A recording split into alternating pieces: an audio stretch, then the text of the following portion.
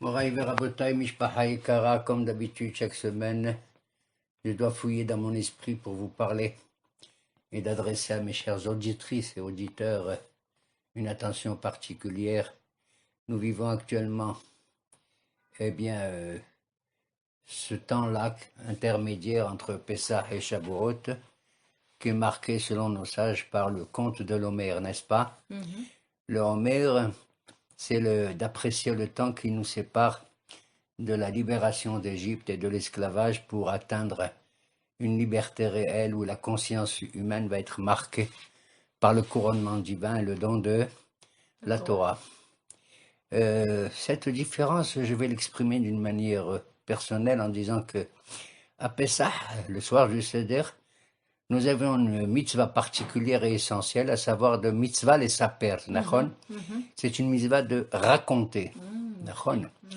Alors que, en s'approchant de Shavuot, pendant ces temps intermédiaires, c'est mitzvah lispor, c'est une mitzvah de compter. Il y a une différence entre raconter et compter.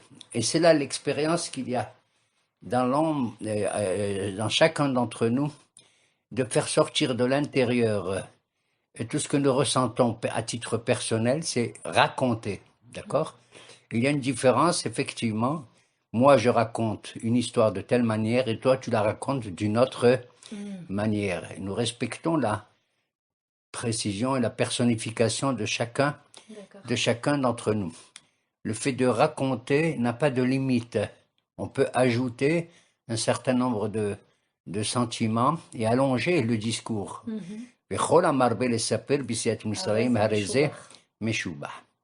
Voilà une des dimensions où on a une liberté vraiment qui est donnée à l'expression de l'être humain dans la parole.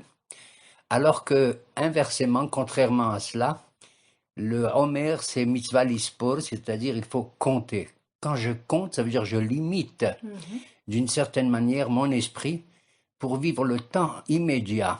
D'accord? Alors, ce qui est étonnant, c'est que lorsqu'on compte le Homer et le temps qui nous sépare du don de la Torah, qui est l'expression la sublime du rapport entre Akadosh Baruch Hu et nous, n'est-ce pas? Puisque Akadosh Baruch Hu prend la décision, l'initiative de nous adresser la parole et de nous éclairer sur ce qu'il y a de caché derrière la nature à travers les 10 commandements ou tous les commandements de la Torah. Eh bien, il nous demande, il nous a pas dit comptez les jours qui vous manquent jusqu'à Shavuot, mais comptez les jours que vous vivez actuellement. Par exemple, nous sommes aujourd'hui le 8e jour du Homer, ce qui fait 1 semaine et 1 jour, d'accord? Moi, si j'avais été à la place Hasvé Shalom du bon Dieu, j'aurais dit non, je vais compter les jours qui me manquent jusqu'au Matan Torah. C'est comme quelqu'un, il va se marier. Qu'est-ce qu'il compte? Il va se marier dans 1 mois et demi, alors il dit, oh, wow, les jours sont passés, il me manque, pour arriver à atteindre ce bonheur, il me manque 32 jours. Après, il me manque 31, 30 et tout. C'est une idée, qu'on peut accepter, mais en vérité, on te demande autrement. Ne compte pas ce qui te manque dans la vie. Ne compte pas, n'apprécie pas ce qui est vraiment une distance loin de ton but. Tu vas compter ce que tu as gagné aujourd'hui. À partir du moment où je compte 1, waouh, 1, 2, 2, 3, 4, 5, ça veut dire que je vis l'instant que je vis, que j'ai exploité véritablement pour moi-même et grâce à mes efforts, ce compte pour moi-même et pas ce qui me fait languir jusqu'au moment où je vais atteindre le but. Vous voyez la différence, hein? Et ça, c'est très important de savoir que même si je compte dans ma vie les éléments, les années de mon existence, les jours, les mois et tout, je dois être satisfait de ce que j'ai, pas de ce qui me manque. Vous comprenez? Il y a des gens, Be'ezrat Hashem, ils vont vivre sur ça jusqu'à 120 ans. D'accord? Mais il y a des gens que, un peu moins, certainement moins. J'ai connu des tzadikim comme vous, qui étaient des grands tzadikim. Prends comment il s'appelle, le Harizal, hein? Prends Rabbi Nachman Hada, de Breslev et tout. Tu sais combien ils ont vécu? 33 ans, 34 ans, 35 ans. C'est inouï, incroyable. Mais pourtant, même si ce temps était limité, il était pour eux global, il était total, il était plein. Il faut savoir être fier et être content de ce que l'on a et pas de ce qui nous manque. Voilà pourquoi Akadosh Torah a précisé qu'il fallait effectivement, à partir du deuxième soir de Pessah, ouvrir le temps du mois de Nissan avec l'offrande du Homer, n'est-ce pas? Et c'est quelques branches comment dirais-je, de sérorim, d'orge. C'est pas extraordinaire. L'orge, c'est la plante la moins importante par rapport au blé, hein? Voilà. Eretz Hita, Soratena, Geffen, Verimon, etc. Et donc, il faut apprécier. C'est comme quelqu'un, on lui demande de monter, de gravir une montagne ou de monter sur une échelle. Il faut qu'il compte les différents échelons qu'il a fait, c'est ça. Même s'il n'a pas atteint le but, même si Barminan, il est fatigué, il s'arrête, eh bien, il a acquis quelque chose. Je pars avec le chiffre 7 chez le bon Dieu. Je pars avec le chiffre 14, peu importe. Je ne dis pas, il m'a manqué ceci, il m'a manqué cela. Il y a des gens, ils veulent atteindre la perfection dès le premier échelon de l'échelle. Tout de suite, ils veulent monter, ils veulent arriver tout. Non, peu importe ce que tu as gagné dans ton rapprochement, dans ta hakraba vis-à-vis de Akadosh Baruch est nettement suffisant. Ceci correspond à tes forces, à tes capacités. Et bien Akadosh Baruch il va pas t'engueuler parce que tu n'es pas monté tous les échelons de cette échelle. Il faut que tu sois comme Yaakov Avinu.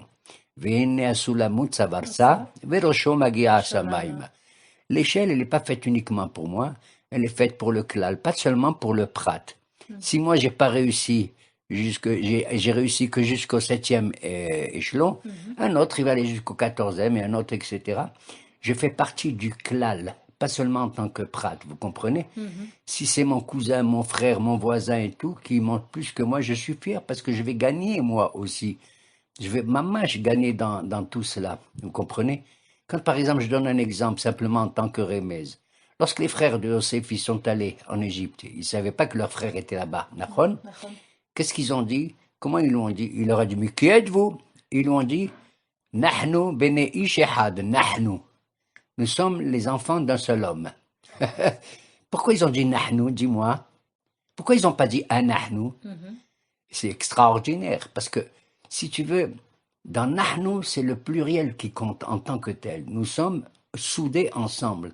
S'ils avaient dit un Nahnu, ça veut dire que le Aleph, le 1, est l'individu. Tu vois, chacun, on est un individu. Non, tu as un bloc devant toi, un klal devant toi. Nous sommes unis, non pas divisés, comme certains pourraient l'imaginer. Voilà pourquoi, pendant cette période-là, eh bien, on doit être fier. De la même manière, un homme qui a 40 ans, 60 ans, 70 ans, un homme, je dis un homme ou une femme, peu importe. Il ne faut pas qu'ils disent « Oh là là, je suis vieux, etc. » Pas du tout. Il faut qu'il vive son passé, qu'il le vive encore. N'oublie pas que si tu es vieux aujourd'hui, c'est grâce, il y a longtemps, tu étais un gamin, tu étais un enfant, avec toute l'expression qu'il y a dans l'enfance. Après, tu es devenu adolescent, après, tu es devenu adulte, etc., etc. Et il faut que tout ce bagage-là qui est avec toi, l'enfance, l'adolescence, l'état adulte et tout, il faut que tu le gardes en toi et ne pas te dire, tiens, oh, j'arrive à la vieillesse et tout. Non. Un homme qui est vieux chez nous, c'est un zaken. C'est quoi zaken? C'est pas un vieillard comme chez les autres. On va dans une, comment on appelle, la maison de retraite, tu comprends? Un homme qui est vieux, c'est un homme qui a encore en lui, quelque part, le souvenir actif de son enfance, qui soit hello comme un enfant, qui conserve cette activité, cet élan qu'il y a en lui. Cette vitalité, et qui sent que cette gravitation, elle est encore en lui, et qui lui a servi pour, justement, conserver intact dans sa vieillesse les différentes étapes. Voilà ce que je pense personnellement du fait que nous comptons ainsi le Homer de ce que nous avons gagné personnellement, et puis on va arriver quand on va arriver. Tu as des Juifs, ils sont comme ça, ils ont Shomer Mitzvot. Combien ils ont fait des mitzvot, dis-moi? 613? Non. Non, impossible. On devrait les faire. Tu sais, les 613, c'est pas moi qui dois les faire, c'est l'ensemble du clan Israël qui doit les faire. D'accord? Il y a des mitzvot qui dépendent du Beit HaMikdash qu'on n'a pas, hélas. Il y a des mitzvot que seuls les Kohanim y font. Il y a des mitzvot que seuls les Lévi'im y font. Il y a des mitzvot que seuls, etc., etc. Des hommes y font, que les femmes y font, etc., etc. C'est la totalité qui compte. Et mon individualité n'a de valeur que s'il est intégré dans ce klal. Voilà, en gros, le premier sujet que je voulais aborder pour cette période de Homer, quand bien même je ne voudrais pas évoquer, mais je veux le dire rapidement, que, hélas, à la suite de l'histoire, il est arrivé quelque chose de dramatique du temps de Rabbi Akiba qui avait 12 000 paires d'élèves, c'est-à-dire 24 000 élèves. Ils n'ont pas eu des relations correctes les uns vis-à-vis des autres et ils sont morts à l'idée Askara. Certains disent à cause d'une diphtérie parce qu'il y avait pas de kavod entre eux. Rabbi Shri on ne dit pas Askara. Askara, c'est la diphtérie, c'est les maux de gorge et de poitrine et de tout ça. Mais lui, Rabbi Shri il dit non, Askara, c'est comme en arabe, l'Askar. Parce ils faisaient la guerre contre les Romains, et chacun il faisait sa guerre à sa manière et tout, ils n'ont pas obéi, n'est-ce pas, aux instructions de leur maître, etc. Bon, ça c'est une explication différente de celle que nous adoptons, et à cause de cela, cette période de l'Homère jusqu'au 34e jour, nous les Sfaradim, jusqu'au 33 pour les Ashkenazim, et à une période un peu de tristesse comme ça, qui est marqué, surtout pour les hommes, par le fait de ne pas se coiffer. Il ne faut pas aller chez le coiffeur, les couper les cheveux et tout. Baruch Hashem, les femmes ne sont pas soumises à cette restriction. Et certains, comme on écoute à la radio, ils n'écoutent pas la musique instrumentale, mais uniquement la musique vocale. Ouais, mais il y en a qui trichent, parce que même dans la musique vocale, il y en a qui mettent une petite guitare derrière, il y en a qui font, soi-disant avec leur voix, ils imitent, ils imitent l'accordéon, ils imitent ceci, ils imitent cela. Mais Ezrat Hashem, tout cela passera, l'Akba Omer viendra bientôt, on en parlera, etc. Voilà, si vous voulez, en gros, ce que je voulais dire à propos du conte de l'Homer.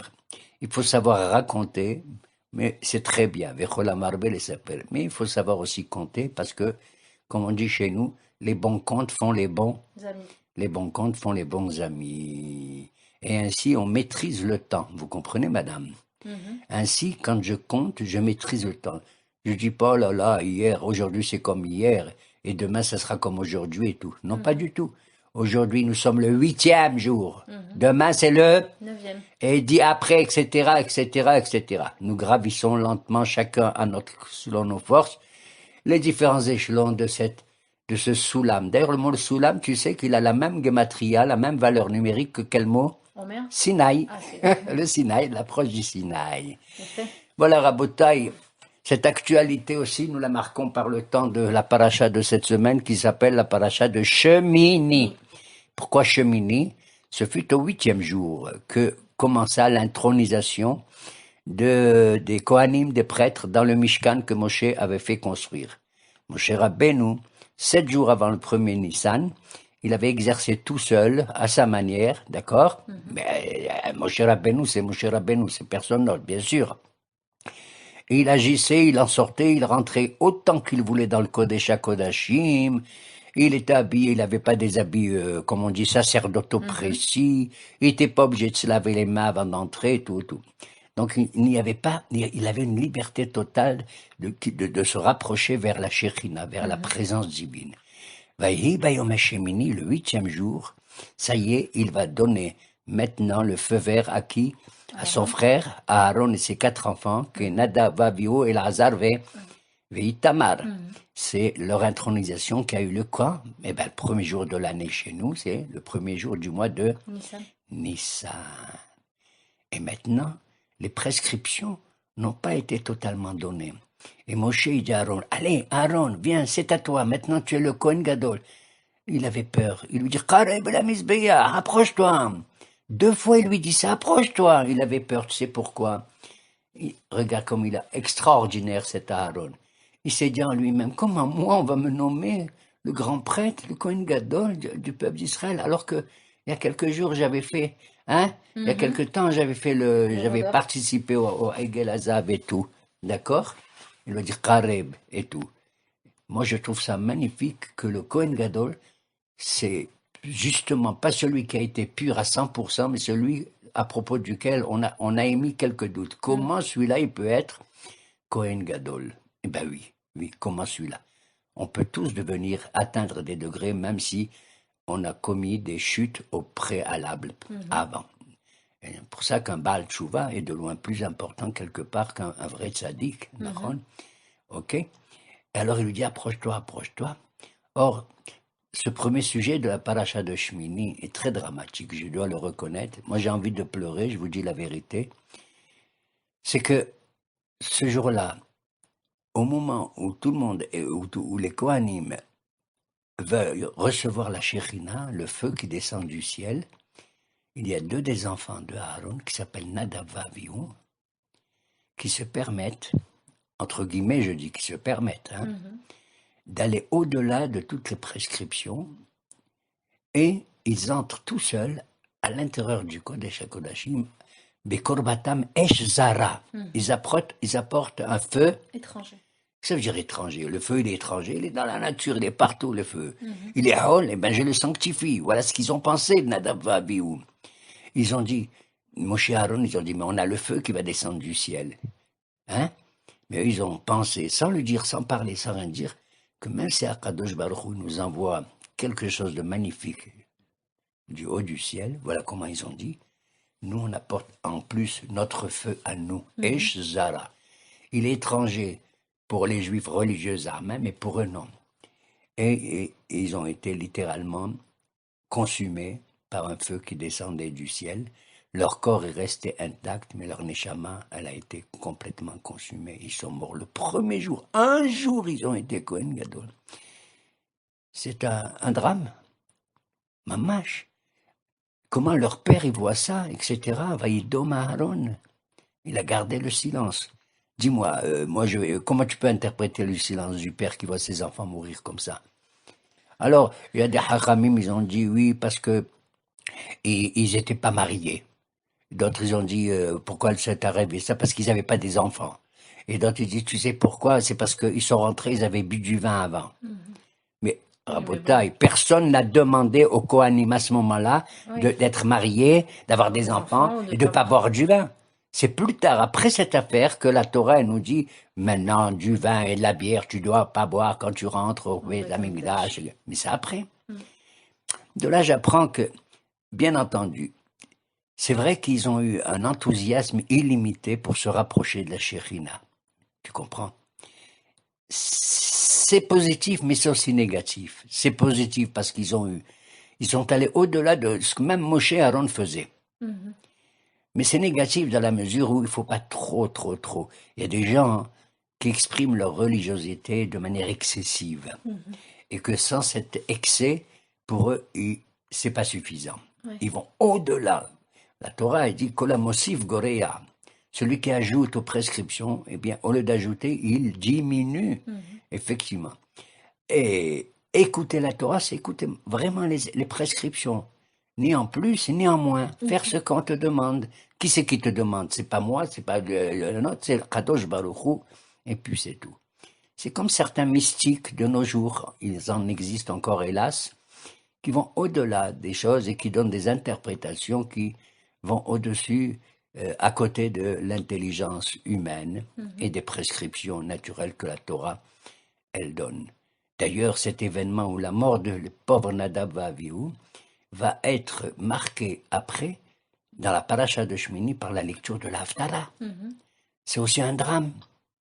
La Haftara se trouve dans Shmuel Bet, Samuel 2, chapitre 6. Lisez ça, Moraï Verabotaï. Même si c'est dramatique, mais lisez-le, bon sang, il y en a marre, j'en ai marre de donner des cours et je vois comme ça. Et je bénis tous ceux qui m'écoutent. Comme on dit chez nous, Tarbah ou Tas'ad. Tas'ad, ça me rappelle Saada. Et ça me rappelle tous les autres qui écoutent. Lisez ce chapitre 6. Qu'est-ce qui se passe là-bas?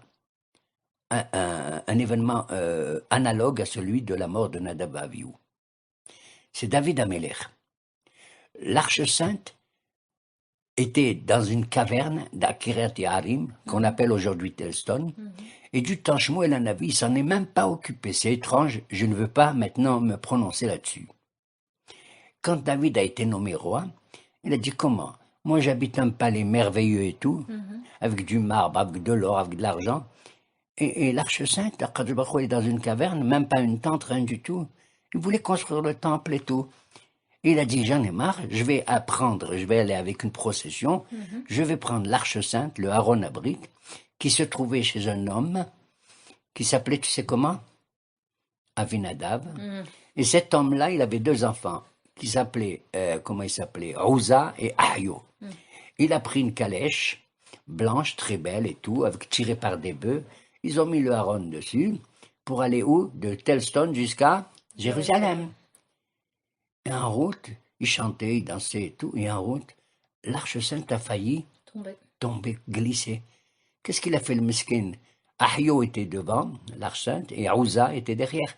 Il a vu ça. Ahio n'a pas vu, mais Ouza a vu ça. Qu'est-ce qu'il a fait? Il a voulu retenir l'Arche pour pas qu'il tombe par terre. Et justement, à ce moment-là, tac, il meurt. Relba. Béhémet. Quelqu'un qui veut protéger le Aaron Abrit, il tombe comme ça, foudroyé, alors qu'il a voulu protéger le Aaron. Alors les grands religieux, ils te disent oui, parce que le Aaron, il n'a pas besoin qu'on le protège. Et comme ils disent, Aaron aya nosé et nosav. Les Lévi'im qui portaient l'Aaron, c'est pas lui qui le portait, c'est le Aaron qui portait les Lévi'im. Mais quand même. Alors tu vois que la mort de Ouza a pétrifié de colère pratiquement David Ameller. Il a appelé cet endroit, il a dit on arrête, il a appelé cet endroit Peretz Ouza. T'as vu? Et j'ai fait exprès de te dire comment il s'appelle le papa de Ahio. Et ça rappelle qui? Nadav Avihu. Yafé Meod, adorable. Moraï Verabotaï, ma fille Judith qui envoie vos shiurim et tout, qui est artiste, là elle a trouvé. Il s'appelle Avi Nadav. Ça me rappelle automatiquement Nadab ve Avihu, exactement. Et alors David était fou, il a pleuré, tout ce que tu veux. Ils ont remis le Aaron là où ils étaient, chez un homme qui s'appelle Oved-Edom. Un type juif, qui s'appelle Oved-Edom, qui était Lévi. Hein. Et il a gardé cet Aaron pendant, je ne sais plus, 30 jours ou 3 mois. 3 mois. Qu'est-ce qu'il faisait? Il faisait que balayer autour pour que ça soit propre, c'est tout. Il avait 8 calottes, cet homme, 8 belles filles, chacune, grâce au mérite qu'il faisait que ça, elle avait des sextuplés. En 3 mois, il a eu 54 petits-enfants, Ben Porat Yosef. Avait des dômes, à Yehudi. Au bout de 3 mois, David a dit, basta, ras-le-bol, il est allé à nouveau rechercher l'Arche Sainte, et il se dirige vers Jérusalem. Je te raconte pas. Moi, je suis incapable de ce que fait David Ameller. Il marchait pieds nus comme un fou. Il avait un éphod sur lui. Un éphod, c'est une espèce d'habit un peu sacerdotal, tu vois. Il n'avait pas l'apparence d'un roi. Il faisait le fou. Mais fazeru mecharker. Il dansait, il faisait le fou, il sautait et tout. Il faisait 6 marches, 6 pas. Il faisait un korban et tout. Tout le monde chantait. Il y avait la musique. Il y avait le oudr arbaïb. Il y avait la guitare, il y avait le darbouka, il y avait tout ce que tu veux. Et ils ont marché tout ça, depuis là-bas jusqu'à l'approche de Yerushalayim. Tu sais qu'est-ce qui se passe là-bas? Dans le palais royal, il y avait une femme qui était la femme de David. Tu sais comment elle s'appelle? Michal, fille de Shaoul. C'était une femme élégante, précautionneuse. D'ailleurs, tu sais que je vais te révéler une chose. Cette femme est exclusivement une femme qui... Tu sais qu'est-ce qu'elle faisait quand elle faisait sa prière? Elle mettait les téphilines. Waliya, tu te rends compte? Il y en avait une autre, c'était la femme de Bimir Ba'alanes, Brouria. Et elle mettait les téphilines. Une femme extraordinaire. Quel esprit, quelle candeur, quelle tsniout, quelle anava et tout. Elle regardait par la fenêtre et elle voyait arriver la procession. Avec son mari. Et elle voit son mari, elle est devenue folle. Ça ne lui a pas fait plaisir de voir son mari, le roi, être mefazer ou mecharker, danser comme un fou. Et lui, il était content, la joie, le bonheur. D'ailleurs, quand tu lis les Télim, tu comprends comment il est cet homme. C'est merveilleux. C'est extraordinaire.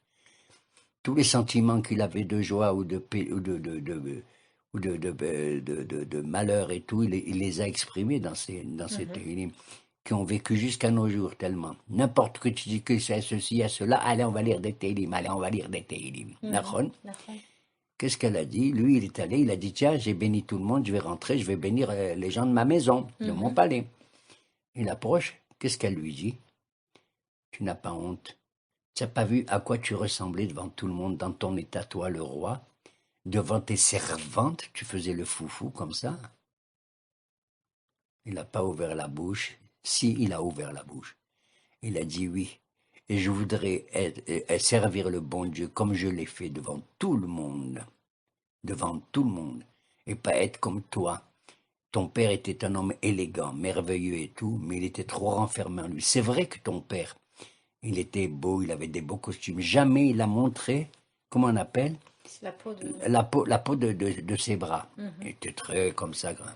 Mais moi, je suis différent. Et la fin de l'Aftara a dit, et ce jour-là, depuis ce jour-là, Michal n'a pas eu d'enfant. Alors on voit que c'est analogue, cet Aftara, avec l'affaire de Nadav Avihu. Ça, c'est le premier sujet de la paracha de Shmini. Le deuxième et dernier sujet de notre paracha, brusquement, ce sont les prescriptions qui sont liées à la cacheroute. Et là, le bon Dieu, il dit, voici les animaux que vous devez manger.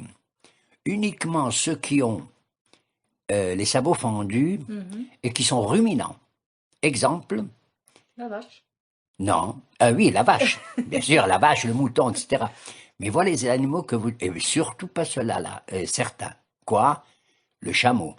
Parce que lui, le chameau, il est ruminant, mais il n'a pas les sabots fendus.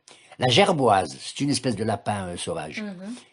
Lui aussi, comme le chameau, il est ruminant, mais il n'a pas les sabots fendus. Et également, le lapin, pareil, Arnevet. D'ailleurs, c'est marrant, quand les Septante, c'est-à-dire les sages qui ont traduit la Bible en grec, pour Talmaï, le souverain en Égypte, qui était Ptolémée, un souverain grec qui régnait en Égypte, il leur a demandé de traduire la Bible, la Torah en grec. Et quand ils sont arrivés, les rabbins, à Arnevet, ils ont pas traduit Arnevet. Ils ont dit, pourquoi? Parce que je crois que c'est la maman ou la femme de Ptolémée qui s'appelait Arnevet. Ouais. Ils ont pas, s'ils disaient Arnevet, c'est un animal pas caché, alors, au lieu d'écrire Arnevet, ils ont écrit et l'animal qui est sur quatre pattes. Ouais. Ils ont marqué comme ça. Al-Arba' Raglaim. Donc ces trois-là, ils sont interdits. Ça, c'est dans un seul verset que ces trois sont interdits. Il y a un quatrième dans un autre verset tout seul qui est interdit aussi, c'est le cochon. Le hazir. Mais lui, il est interdit différemment des trois premiers. Parce que lui, il a les sabots fendus, mais il n'est pas ruminant. Alors, vous avez compris pourquoi il y a ces deux caractères qui définissent un animal cachère ou pas cachère. Chez le chameau, la gerboise et le lapin, ils ont un côté qui est pas cachère, mais qui est visible, qui est extérieur. C'est-à-dire, je reconnais qu'il n'est pas cachère. Il me trompe pas, cet animal. Il dit pas, je suis cachère, et bien, pas du tout.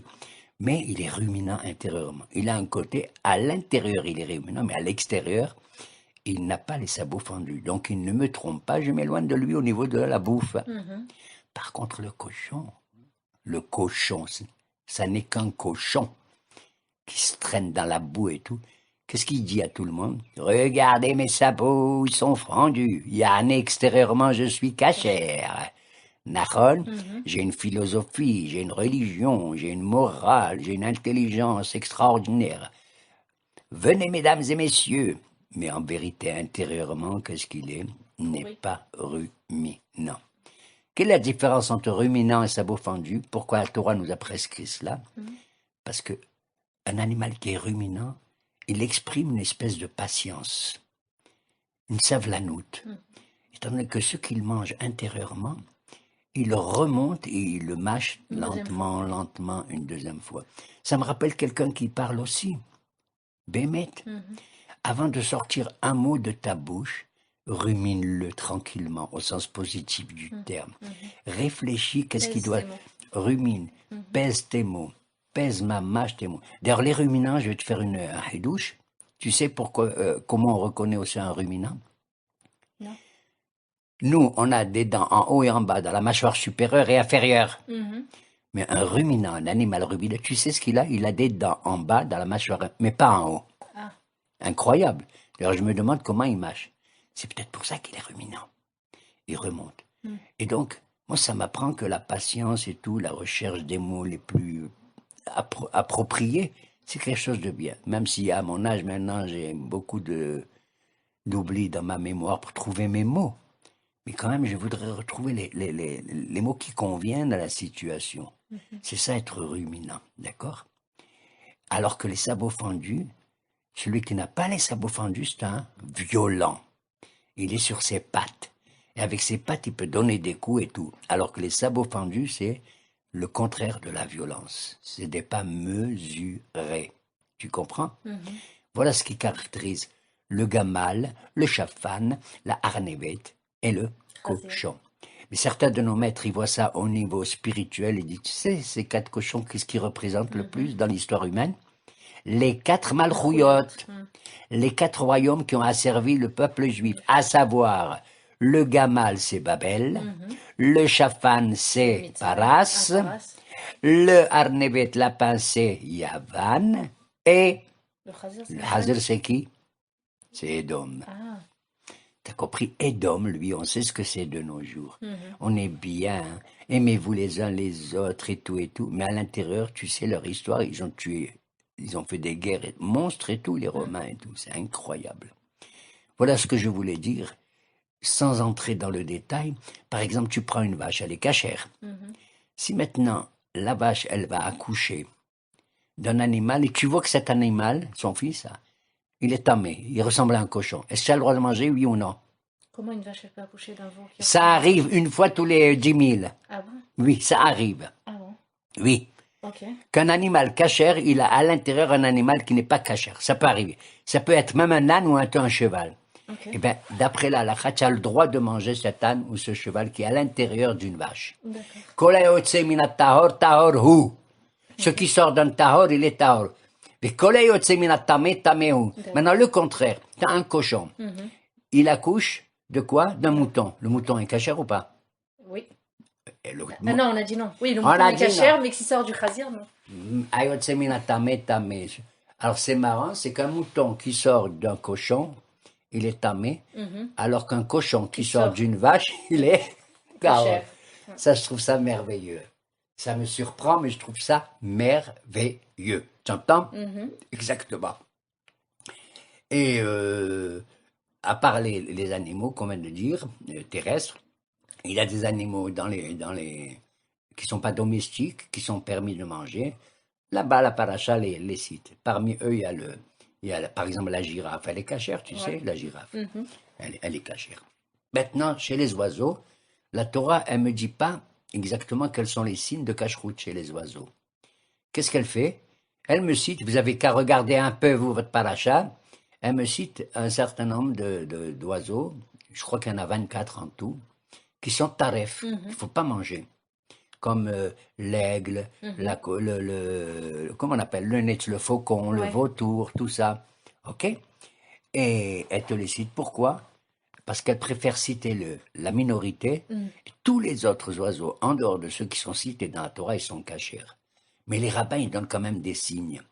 Quels sont les oiseaux interdits à manger? Ce sont ceux qui sont dorsim, Les prédateurs. les prédateurs, ceux qui attaquent. Il y a des différentes explications, Rambam et tout. Ceux qui ont des ongles qui... ou comme dit Rachi aussi, dit, un oiseau qui met ses pattes sur ce qu'il va manger, il est prédateur aussi. Il y a une violence. Ils donnent d'autres simanim, par exemple, s'ils ont des doigts. Les oiseaux qui ont un doigt à l'envers, en arrière, il est cachère. Et puis, on vérifie aussi leur gosier, comme ça on appelle le kurkevan. Si mekalefet autofaci, si tu enlèves la peau extérieure, il est cachère. Voilà, ça c'est les oiseaux. Après, et on va terminer par ça, il y a les Poisson. les poissons. Quels sont les poissons cachères? Pareil, la Torah dit, ceux qui ont des écailles et des nageoires. Ceux qui ont des écailles et des nageoires. Et c'est pareil comme pour tout à l'heure les animaux. Les écailles protègent le poisson d'une attaque extérieure, et les nageoires lui permettent de se mouvoir et d'aller là où il veut. C'est pareil, il y a un côté intérieur et un côté extérieur. Et c'est exactement pareil. Maintenant, contrairement à ce qu'on a dit tout à l'heure, cochon qui sort d'une vache ou vache qui sort d'un cochon, si je trouve dans un poisson, j'achète un poisson, et dans le poisson, je vois un poisson tamé. Je vois, j'en sais rien, un léopard ou n'importe quoi. Si je vois un poisson tamé, cette fois-ci, il n'est pas cachère. Okay. Pourquoi? Parce que le poisson n'avale pas les autres animaux. Il avale au contraire. Il avale. Oui, c'est pas contrairement à la vache qui enfante d'un cochon. Tandis que le poisson, il a avalé. Donc le poisson tamé ou n'importe quel tamé dans le poisson cachère, je ne le mange pas. D'accord. Et qu'en est-il des mammifères marins? Est-ce qu'il y a spécifié quelque chose ou rien? Ceux qui n'ont ni des poissons, ni des écailles, ni nageoires, comme le dauphin. Le léviathan et tout, ils ne sont pas cachères. Okay. Ils n'ont pas les deux. Ils n'ont pas les deux simanimes. Oui, ce qui est particulier. Mais ils ne sont pas des poissons, donc. Oui, mais ils sont dans l'eau. Bon, c'est des animaux marins, d'accord. D'ailleurs, nos hachamim disent tout ce qu'il y a sur terre, on le retrouve dans l'eau, l'équivalent. L'équivalent, pour ainsi dire, sauf une, c'est la hulda, la taupe. Okay.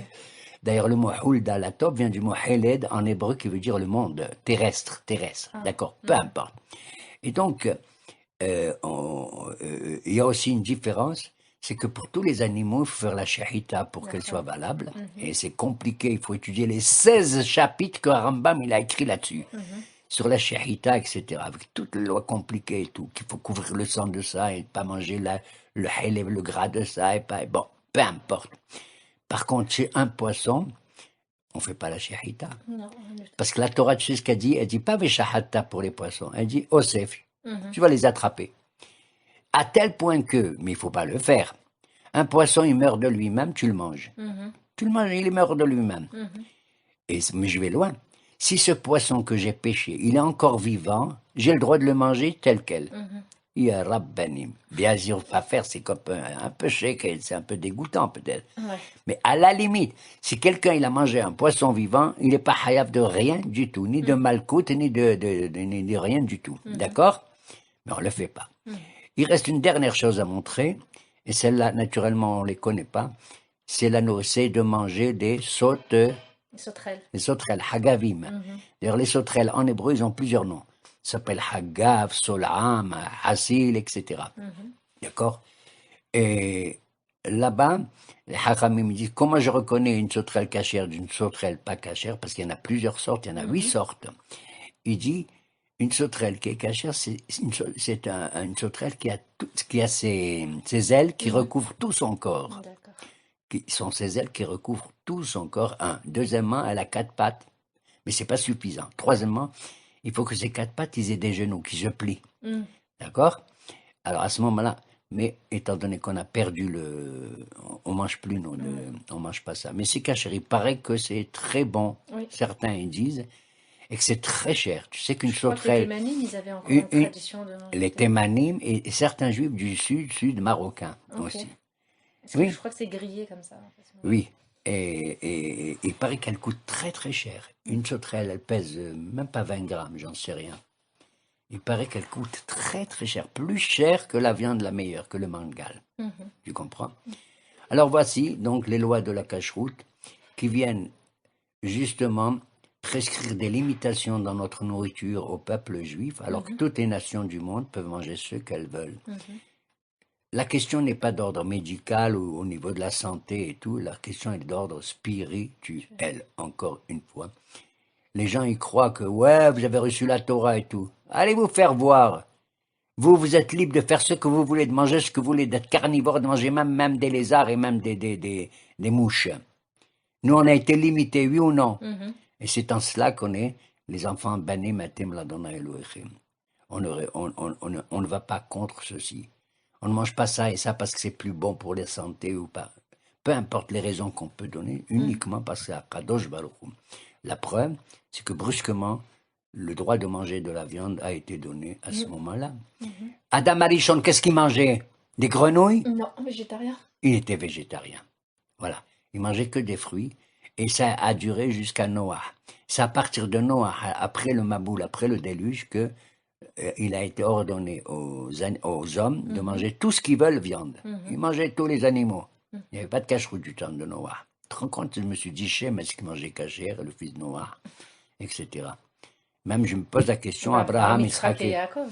Il y en a qui ont dit qu'ils mangeaient n'importe quoi. Il y a une seule interdiction du temps de Yaakov. C'est Ever Minachai. Non, c'est le guide Anaché. Ah, Guy Le Anaché. Ever Minachai, c'est depuis Noah. Depuis Noah. Le guide Anaché, Alken, le Yochlou ben Israël, à la suite du combat qu'il a eu avec l'ange et tout. D'accord? Mais nous, si on ne mange pas le guide Anaché, c'est pas parce que c'est arrivé à Yaakov. C'est parce que la Torah nous l'a prescrit. D'accord. Toutes nos mitzvot, elles viennent de la Torah, depuis le mont Sinaï. Ce qui s'est passé avant, c'est l'humanité. Baruch Hashem, il y a eu l'humanité comme elle a été, comme elle a été. Nous, maintenant, et je conclus en disant ce que j'avais dit au début. On a 613 commandements. Tu sais, ma fille, combien on a de commandements qu'on peut faire aujourd'hui, hélas, Combien? puisqu'on n'a plus le Beth Amikdash. On n'a plus toute la sainteté à 100% de Eretz Israël, sur l'agriculture et tout et tout. Tu sais combien il nous reste de mitzvot réels? Je te donne le compte. Ils sont même pas capables, les auditeurs et les auditrices, de savoir ça. Je suis obligé de leur révéler. Vous savez combien de mitzvot ont fait tout le peuple d'Israël aujourd'hui? Hélas, on ne fait que Pézaïn, Paz, 87. Sur 613 commandements, il nous reste 87. Yehiratzon, comme pour le Homer, eh ben on commence par 87 et Be'ezrat Hashem, lentement, on retrouvera la pleine expression de cette loi vitale qui nous a été donnée au mont Sinaï. Amen, Ken Yehiratzon. Amen.